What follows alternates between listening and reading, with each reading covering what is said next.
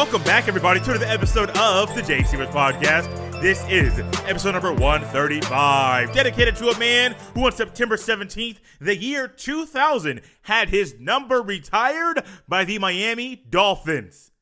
He wore it number 13, and his name is Dan Marino. And as always, thank you for listening and downloading to the episode of the podcast. On today's episode, I am joined by Mr. David Cobb, a college football and college basketball writer for CBS Sports, talking about the news that came down Wednesday morning that the Big Ten would play football starting October 24th, the weekend of the 24th of October. Yes, the news is here. Big Ten fans, Big Ten football fans, those of you in the Midwest, we can rejoice. I say we because I am a part of that group of people as someone that lives in the Midwest. We can rejoice because our schools are able to play football right now. It's an announcement that when you think about it is great, but there's also questions that come along with it. What changed? What didn't change? David and I get into that. There's also some Pac-12 and some college basketball stuff as well, but mainly the conversation is centered around the Big Ten's announcement to play football in the fall. Also, something I forgot last week, I mentioned it yesterday on Wednesday.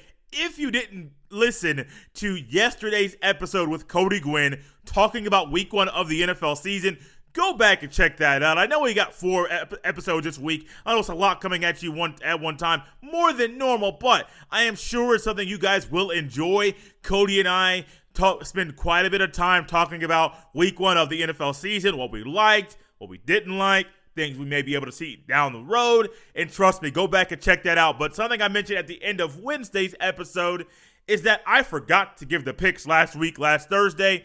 I forgot to give the picks. So what we're going to do is tell you how things shaked out last week for the picks-wise, how the standings are so far in the season for college football and for the NFL picks of the week. And then at the end of the episode, at the end of the conversation that David Cobb and I have, I will give you the winners of the picks for this week's games.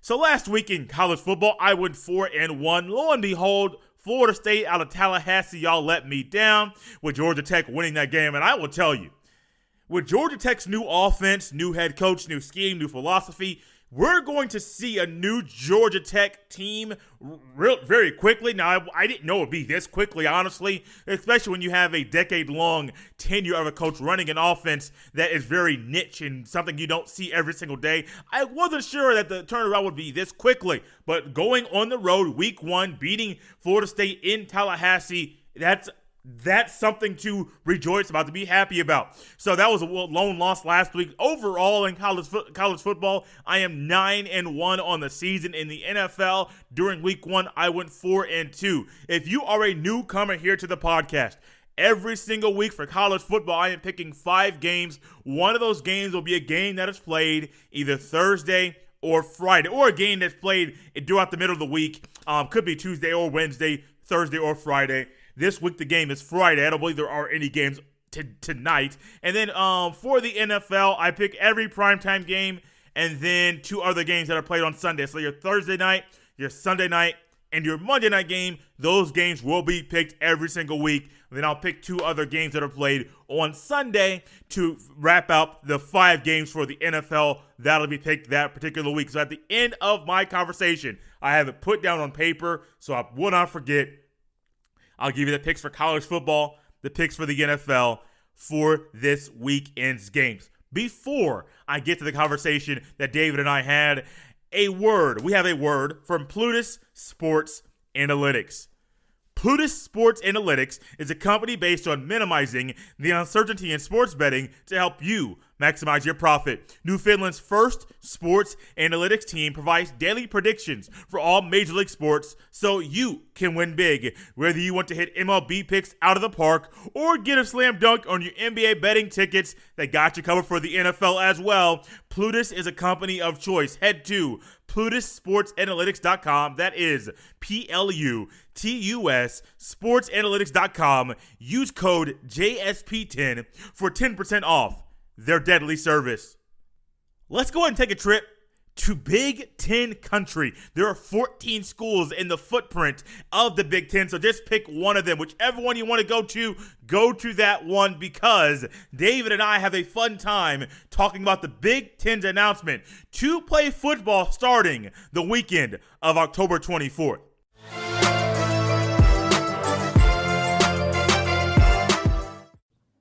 Hey, David, welcome to the podcast. Hey, Jay, appreciate you having me on. Yes, sir. Yes, sir. No problem. My intention, like I mentioned to you earlier, was talking about the upcoming college football games this weekend, talk about what we've seen so far, the highlights, the lowlights, and everything in between. And then the Big Ten finally decided to make a decision on if they would play in the fall or in October, or if they were just going to keep pushing this thing back with hopes of playing in the spring. The news came out this morning that the Big Ten is going to have a season starting October 23rd to 24th, I believe, that weekend. What were your thoughts throughout this entire month and a half process, where it just seemed like news kept coming out, we kept hearing things, there was no response, and then I personally was looking for answers. Sometimes the questions that I had, the answer didn't come for those. But I'm curious, from your standpoint, what were you thinking throughout this whole entire time?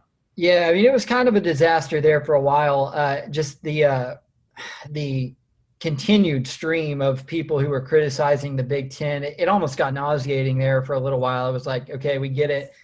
People are mad.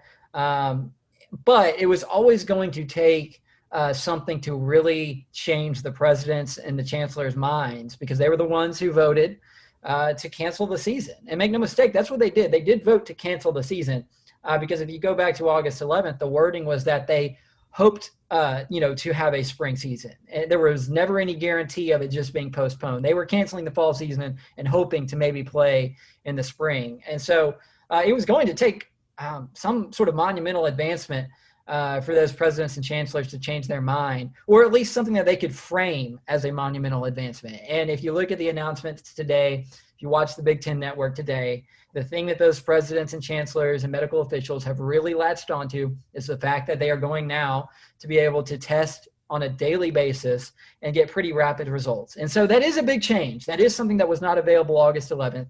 It's a big advancement. I don't think that's the only thing that led to today's decision. I do think the pressure from the coaches, probably from a lot of the athletic directors, and just the looming financial burden that it would have been to not play at all this fall. I think there were a lot of factors that led to it.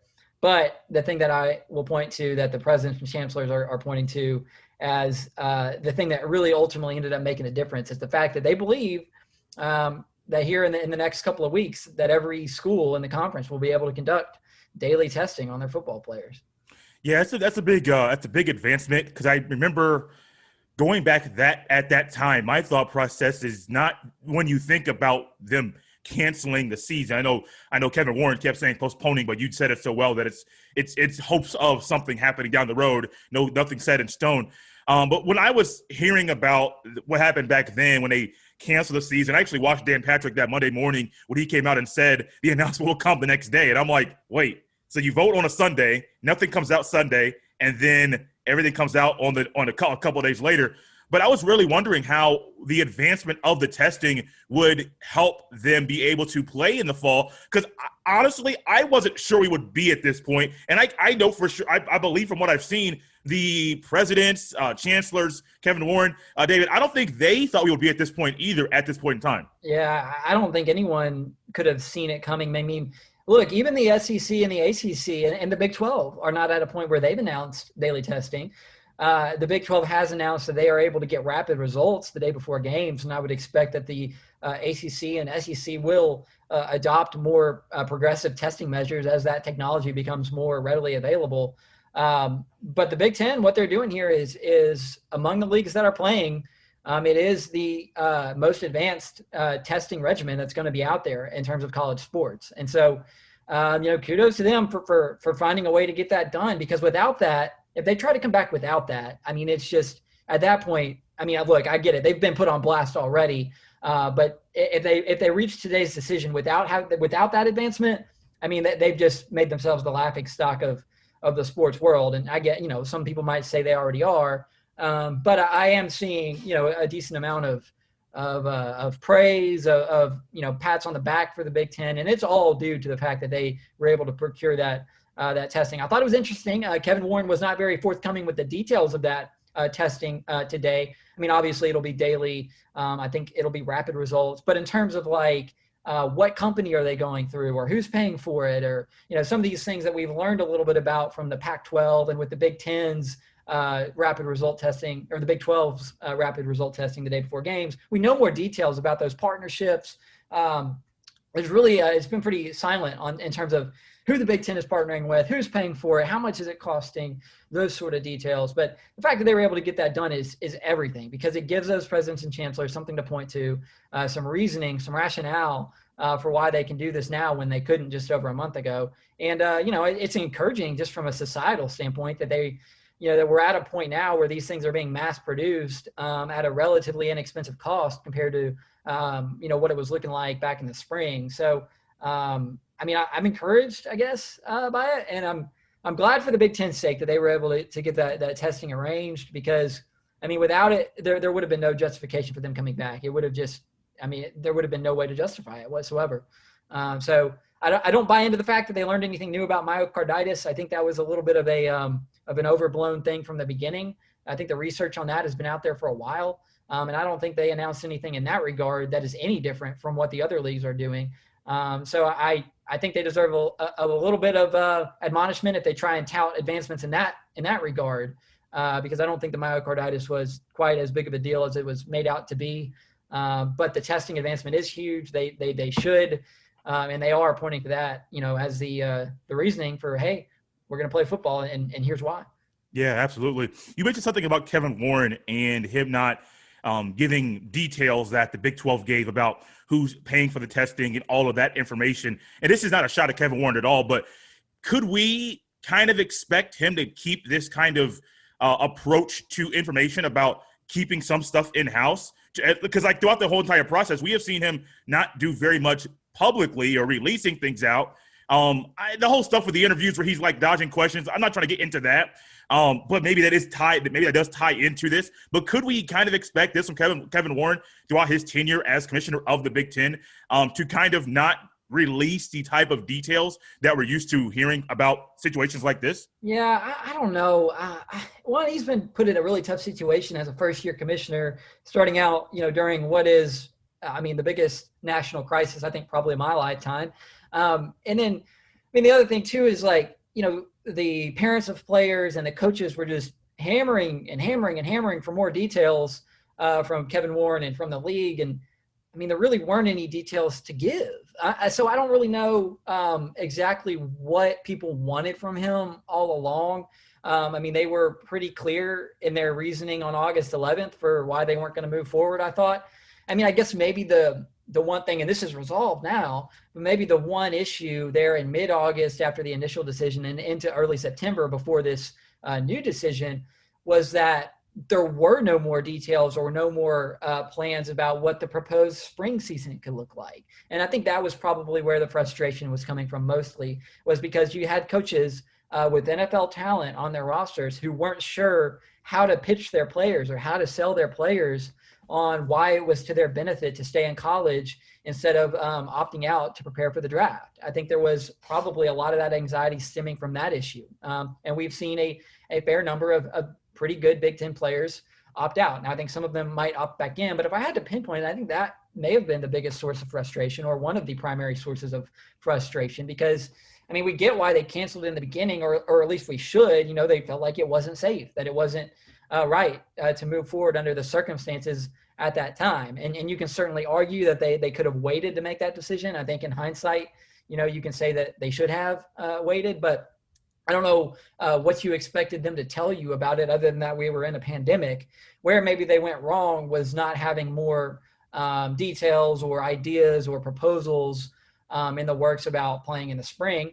But maybe, Jay, as it turns out, it was because there was still some hope or idea that there would be some advancements and some ability to get started sooner rather than later. And that's turned out to be the case.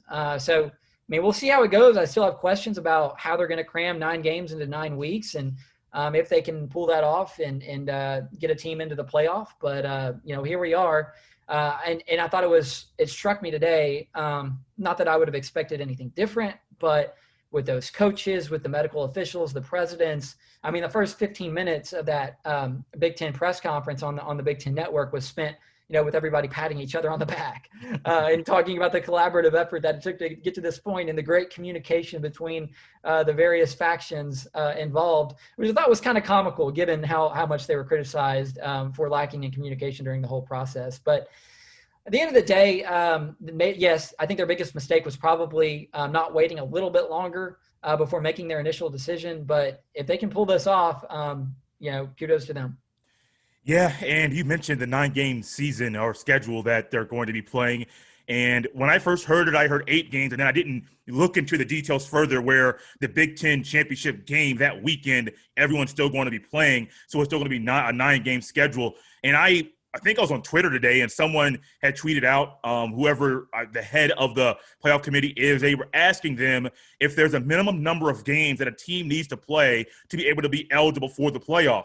And that whoever it is, I forget the gentleman's name, I believe it's a male, but he said no, that has not been set in stone, which to me, that was something that I didn't even think about. But I'm kind of curious as well, just to say, like, you're going to have schools, the SEC is going to play soon, the Big Ten's going to play. You're going to have schools possibly, hopefully not have to, but possibly have to cancel games. And with the Big Ten aspect, there's no bye week. So you're hoping for basically a 9-game sprint. And I can't think of any season that I've watched where there's been an 8-game stretch of any team in the Big Ten or any team in just college or NFL period. Well, maybe NFL if you have an early bye week. But most of the time, you don't play 8 games straight. You always have a bye game really in college because they know that midterms and finals, that stuff is very, very vital to a student, a player being able to play. You got to pass your classes. So I'm very curious to see what that number, if there is a number of minimum games that need to be played, David, because at the end of the day, let's just say, hypothetically speaking, not saying it's going to happen, Georgia has to miss a game or 2 games, or Ohio State has to miss a game or 2 games, and all of a sudden that 9-game, or I think it's a 10-game schedule for the SEC, that comes down to being an 8 or 7-game season, and then you look at the playoff committee and you're like, well, if they still haven't made a decision down the road, you could run the table, not play 2 games, and still be in the playoff due to how you looked during the amount of games that you played. Yeah, the Big Ten's margin for error specifically will be pretty minimal. The other leagues, because they started earlier, because they do have some bye weeks built in, and because they were all planning from the get-go to play at least 10 games, there's a little bit more room for error with those teams in terms of having to postpone games like we've already seen. In terms of having outbreaks within your program and having to shut it down for a week or 2, those other leagues have an advantage there because the Big Ten, it could get really dicey if, heaven forbid, let's say an Ohio State or a Wisconsin or a Penn State or one of these teams from the league that has playoff aspirations, if they have to miss 2 games, well, all of a sudden, they're trying to get into the playoff and they've only played 8 games, total versus an SEC team that if they make the conference championship game will have theoretically played 11. So how are you going to compare those 2 resumes? That's tough. And then the other part of it is, like you mentioned, it's pretty unprecedented or pretty rare in college football to play 8 or 9 consecutive weeks. And even if you are in a situation as a college team where you're having to do that, usually a couple of those games are going to be, in the Big Ten's case, against a MAC program or against a directional school of some sort, maybe even an FCS program. And so, for a couple of those games during that stretch, you're able to rest your starters in the second half under most circumstances. And so now you're in a situation where you've had a pretty messed up off season in terms of what you've been able to do with practice and conditioning and those sorts of things. And now you're trying to play 9 weeks in a row against top flight competition. And so not just from a COVID-19 standpoint and avoiding the virus, but just from a football health standpoint, that's pretty brutal. So I think teams are going to have their depth tested. And I think, I hope we don't, but, we might end up looking back at this and there might be some studies that show there were a higher rate of soft tissue injuries or knee sprains or hamstring strains. And that's going to have an impact. And so that's something that should be considered as well. I think if I'm one of these guys with a first round, draft projection, I might think twice about, hey, do I really want to play 9 weeks in a row against Big Ten teams? because that could, ultimately be a pretty taxing physical endeavor, when you're gearing up to go to the draft combine in just a few months. Yeah, it can be. And I was looking at the NFL this past week in week 1 with there being no preseason and that being your first, not just your first live game against somebody else, but you're scheming against other people and you can't simulate game speed, as I heard. I think it was Mike Mayock was on with Rich Eisen recently. He said you can't simulate game speed. So we're doing everything we can in practice and via scrimmages to simulate what we can for a game day feel, atmosphere, all that stuff, but you can't simulate it. And so I'm curious, just like you, the NFL, we saw a lot of it. I think it may have been more injuries than expected week 1 of the NFL season. Now, NFL, I loved watching that football. And it was a higher – I wasn't expecting that level of play. I expected to see more failure on either offense or defense. But I was really impressed by the caliber of play from so many people. We think of a Marlon Mack. You think of a Michael Thomas, a Le'Veon Bell. I mean, these are guys that are starters for the team that have to – Marlon Mack out for the season. Le'Veon Bell, Michael Thomas that are on IR going to miss a few weeks. And I think part of that may have been because there was no preseason. There was no ramp-up period. It was, hey, let's go from training camp and let's go right to week 1. Let's make this thing happen. And your latest article, I read it earlier, kind of piggybacks off of this about opt-out season and how you talked about already the soft tissue injuries and those styles of injuries. Mainly speaking about the Big Ten, where it's I call it a 9-game sprint because you're starting and you're not stopping until December. A couple weeks off maybe for some of you, and then you're right back in the bowl season. Hopefully, somebody from one school from the Big Ten hopefully will make the playoff. But I'm very curious as I went back and in your article you listed out the players that had opted out so far. One of them you listed Wyatt Davis, I believe, had already opted back into play. But I'm sure in Shaun Wade's mind and in Micah Parsons' mind, Rashad Bateman, a lot of players that have opted out, they're thinking about what you're speaking about, David, about those soft tissue injuries, about what can happen with there not being without there being a bye week. And I'm very curious to see the thought process if Shaun Wade decides to opt back in, if Micah Parsons decides to play. I know Pat Fryer moved the tight end from Penn State. Was on the fence, but he decided to play this year. But I'm curious because there's a lot of high-caliber players, first-round talent throughout the Big Ten, and I'm curious to see if there are players that decide to say, yeah, this schedule isn't fitting for me. I want to not play to protect my body to get ready for the upcoming NFL draft. Yeah, no doubt. One thing I think is interesting, though, is those coaches are being pretty clear about the fact that they're going to try. They're going to get those guys on the phone at the very least and give it a shot. Yeah, I can't blame them. Yeah, I wasn't on the Jeff Brom Zoom call, but I think he was pretty clear that he was going to call up Rondale Moore, who apparently has not signed with an agent yet, to see if he might be interested in coming back to play. And I do think that the season, as grueling as it would be under the circumstances that we've learned today, is still a better alternative if you're a draft eligible player than trying to play in the spring or in the winter like we were initially kind of road mapping back in August when all this was first coming about. So this is definitely a better alternative than that. But if you're already a guy with first round stock, you really have to weigh out the pros and cons. And, your college coach, your relationship with that coach, or I should probably frame it the other way, it'll come down to how good of a relationship that coach has probably been able to build with the player. Because if your draft stock is relatively secure, your incentive to come back, I think, is largely going to be dependent on the level of loyalty you feel to that coach, to your teammates, to your players, your fan base, all that. So that'll be a factor here as well. I mean, another element that's part of it is it would be a little depressing. I think, you're used to, I think of some of the iconic games in the Big Ten, and I think about when they do the whiteout at Happy Valley and there's 100,000 people there at night and they're playing Ohio State, and just the environment of that, whether you're playing for Penn State or Ohio State. And then the same goes for games at Ohio State, games at Michigan, all across that league. There's so many just wonderful game day environments that make college football so special. And you got to remember too that those aren't going to be a part of this season. And so, it's obviously, great news for everybody who loves football that we're going to get to see the Big Ten in action this year. But if you're a player, you got to factor that in, because it will be, I think, a little bit of an emotional letdown if your final college season is played in front of largely empty stadiums. So that's maybe a factor too. I don't know that that's forefront on the minds of anyone who's got a decision to make, but it's going to be interesting to see how many end up coming back. It was interesting you mentioned Wyatt Davis. I didn't see anything on that before we got on this podcast, but I looked it up just now, and there are some reports out there that he might be coming back. And so that would be huge for Ohio State. I mean, that would be that would be critical. I think offensive line play is among the most important things for teams this season, because the continuity and the experience there can't be replicated anywhere except through experience. And so for the teams that don't have that experience on the offensive line, it's going to be a rough season. For the teams that do, I think they've got a shot. So if they get him back, that would be big. And so some of these decisions like that one that we're going to see here over the next week are going to make a big impact on the way the Big Ten outlook shapes up heading into the season. Yeah, it will. And I'm curious to see what you think about this thought.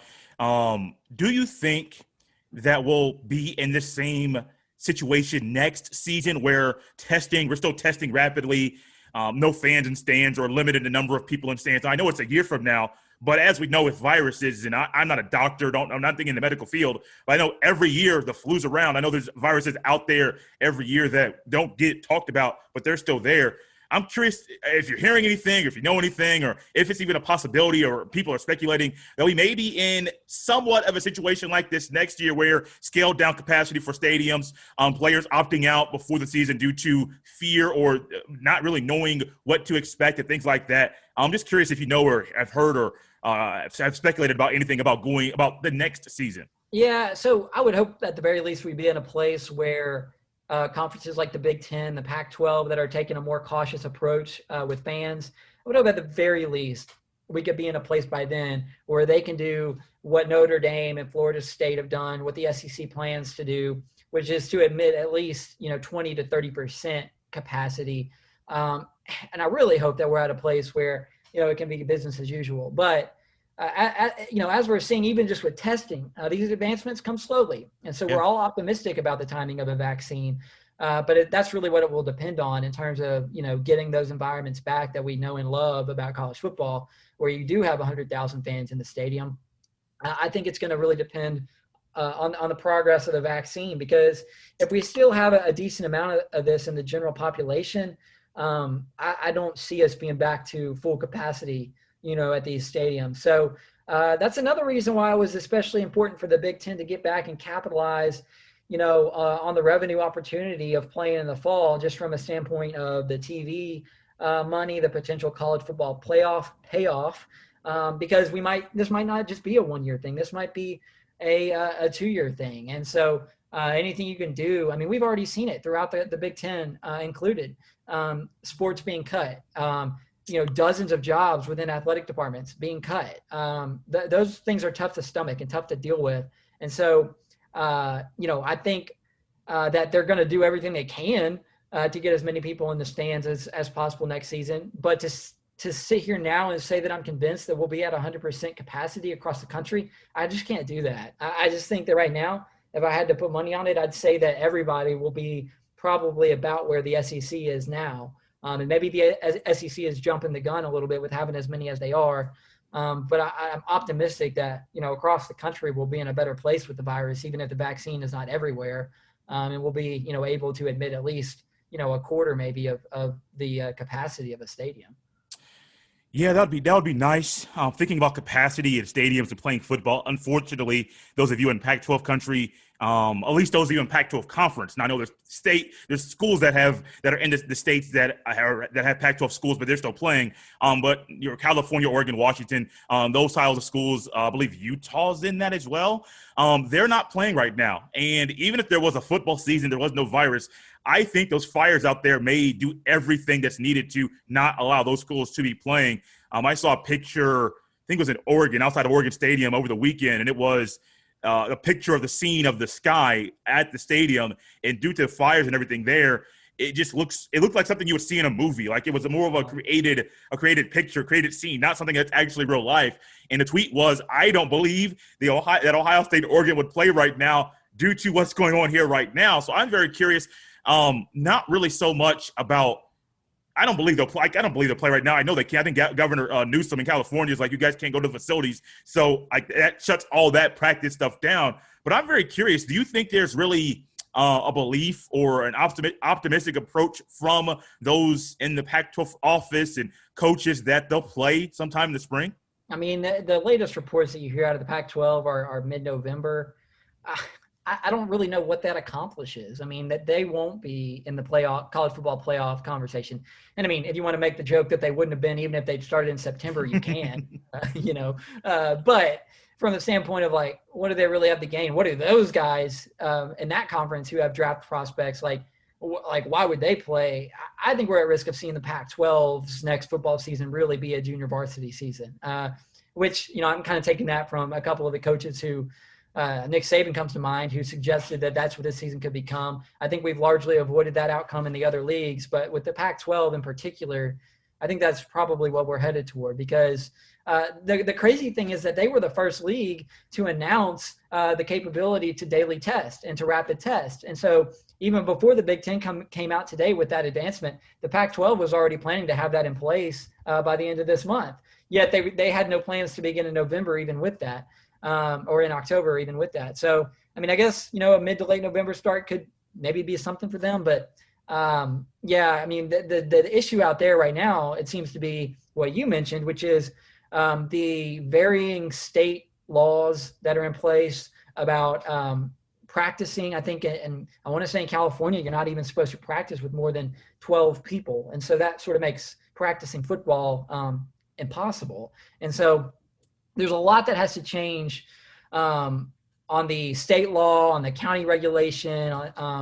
And then you talk about those university presidents. I think even much more so than the Big Tens, I think they're going to be cautious, because it just doesn't really mean as much to the Pac-12 fans and to the overall culture out there as it does to the Big Ten and to the SEC. And so I don't think you're going to see that wide array of pressure from various factions and politicians and players' parents and so on and so forth, like you did in the Big Ten. I mean, we haven't to this point seen that in the Pac-12.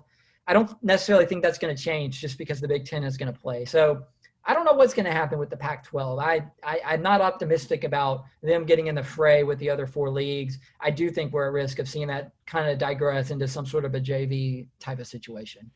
Yeah, I'm wondering if the state officials out there, the elected officials, if we'll see a change of mind, a change of approach towards opening things up. And that's not just for like the athletics, the on-campus experience, allowing some type of in-person school or class for the students there at these universities, but also for the kids in elementary school, high school, that all the way down. I'm curious if we'll see a different approach down the road due to some of the pressure that the Big Ten officials saw and presidents and chancellors and Kevin Warren and those in the Big Ten office that they saw from the parents and the players and the coaches of the Big Ten. I don't have a good touch of out there out west what's going on, but I'm wondering if at some point the parents, as we saw with the Big Ten, are gonna be like, look, my kid can't go to school online for the rest of their life. Are we going to open this up and allow not just the athletes to go on campus, but also for the students to go on campus as well? Because I think if we get a switch of they change their approach, or at least change the ruling as far as in person, anything as far as school, we may see Larry Scott and everybody up there in the Pac-12 say, look, this is the small amount of clearance that we have to move forward. And it's not just with football. I know football gets a lot of the attention, but it's also, I know out there and out west, they're not doing college basketball, I believe, in California, maybe Pac-12, until January. And I'm not sure if that changed or not. So I know things are fluid, things are changing. But I really wonder if at some point the pressure out there on the West Coast, and I say that being here in Indianapolis, it's out there to me. I wonder if the pressure is going to be so much that at some point people, the elected officials, will be like, look, we have to change this. At least change it some way, some hybrid form of school, some way to allow kids to go to school, have some type of in-class, in-person teaching, so that they're not at home or in their dorms doing classwork all the time. Yeah, it's an interesting point that you bring up, the possibility of there being Pac-12 basketball before there is Pac-12 football, because the initial announcement from that league was such that they were not going to play any sports until calendar year 2021. And so that included basketball. And what I wholeheartedly believe will not happen is I don't think that the Pac-12 is going to sit by on its hands and let its basketball programs miss out on the non-conference opportunities to build their NCAA tournament resumes while the rest of the country plays basketball. I don't think that they're going to let that happen. And I don't have that on any, direct authority, but just reading the tea leaves out there from some of those college basketball coaches in the Pac-12 who have spoken about it, they're pretty adamant that they're going to play basketball before the end of this calendar year. And so it's just been released as we're talking here on Wednesday that I think November the 25th will be the start date for college basketball. Wouldn't it be weird if the Pac-12 was playing basketball before it played football? And I think that could potentially be the scenario that we're looking at. Because at this point in the semester, from an academic standpoint, I almost feel like you'd have to let students on the campus sooner rather than later to justify it at all. Unless you're going to keep them there, over Thanksgiving and into December longer than you normally would. Because by the time you get a plan in place to bring them back to campus safely, you're almost going to be up against the end of the semester. So I almost feel like they're going to have to make an exception and let athletes, start practicing and playing before the general student bodies are back on campus at those schools. Yeah, it'd be so weird. Pac-12 basketball played before football and other sports and all that stuff, but that's kind of the world that we live in right now. Kind of to wrap this thing up, I went back and I believe you tweeted this out before, maybe a couple weeks ago. It was an article where CBS Sports, their college football writers, they had their Final Four predictions for the playoff. And I'm just curious, as I'm looking at yours now, Clemson, Alabama, Oklahoma, Notre Dame, with Ohio State playing, or any, I almost say not just Ohio State, with any school playing in the Big Ten. I say Ohio State because they're pretty much, they were the AP number 2 before when they accounted for and they accepted schools to be in the ballot, in the poll that weren't playing at that time. But do you see Ohio State or any other school in the Big Ten cracking your Final Four predictions? Yeah, it's a shame for your Notre Dame fans there in the Indianapolis area. But actually, I would say Notre Dame's probably one of the biggest losers of today, because I think this really makes their pathway to the college football playoff a lot more difficult. We would assume that the SEC will still get Alabama in most likely, or, perhaps Georgia if they were to have a really good season. We would assume that Clemson will still make the playoff. And you got to think that Oklahoma has a pretty good shot out of the Big 12 still. That 4th spot, though, looked like it was really going to be up for grabs without the Big 10 in the mix. Now, I think Ohio State has got to be the favorite to be that 4th team. It's just going to come down to if they can get those 9 games in a 9-week time window, which won't be easy. But if they can do that, if they get those 9 games in and they go 8-1 or 9-0, yeah, you know what? I do think Ohio State will be that 4th team over Notre Dame. Yeah, I know one thing that I've seen, not just Ohio State, but other Big Ten schools, some of them, I'm not sure if all 14. I know a lot of them have still been doing some form of team workout, team practice. I know Sean Wade has been in Florida. He said that he left this campus, I want to say beginning of this month, and he went back down to Florida where he lives and was working out down there. But I know a lot of them have been doing team stuff the entire time, trying to keep themselves ready for an announcement like what we got today, to where they know when they'll have a season, what month, what day, what weekend, all of that stuff. But I'm curious, David, I want to first say thank you. I appreciate this. Appreciate you coming on the podcast. But do you have any lasting comments, either college football, college basketball, any life, doesn't matter, but anything you want to leave the people before we wrap this thing up?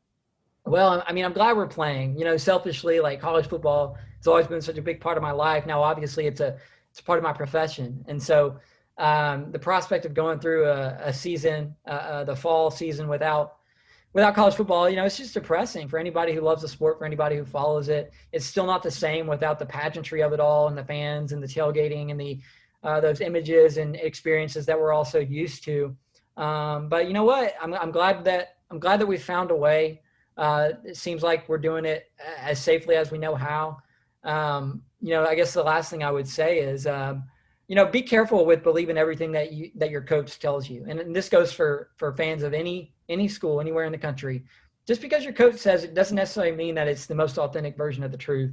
And so when it comes to the way they're dealing with the virus and the way they reveal the cases or the issues that they're having, don't take it at face value just because your coach said it. And that goes for anybody. And so that's my only, I guess, concern is I'm so happy that we're playing. I just hope that these coaches continue to really practice what they preach in terms of, having the player safety as a high priority. So It's good that we've got these screening measures in place for the myocarditis. I think that was overblown to begin with.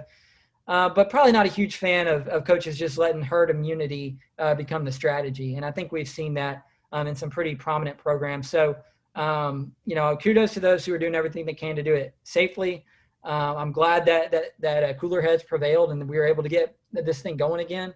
And I hope that we can get it all sorted out to where the week before Christmas, the Big Ten is playing a conference championship game that has meaningful ramifications for what, could be a really fun college football playoff. Excuse me. Absolutely. I need some water. Absolutely, David. Thank you for coming on here on the podcast. I'm glad football's here, like you just said, and look to enjoy it. Hopefully we get through the whole season like many of us want. Some selfishly, some hoping it for the players or anywhere in between. But I'm really just hoping we get football the entire season and everyone does stay safe and as little and as few amount of injuries as possible. Because as we talked about earlier, that is a possibility, not just this season, but anytime you play football. David, thank you so much for coming on here on the Jay Stevens podcast. I really appreciate it. Yeah, thank you, Jay.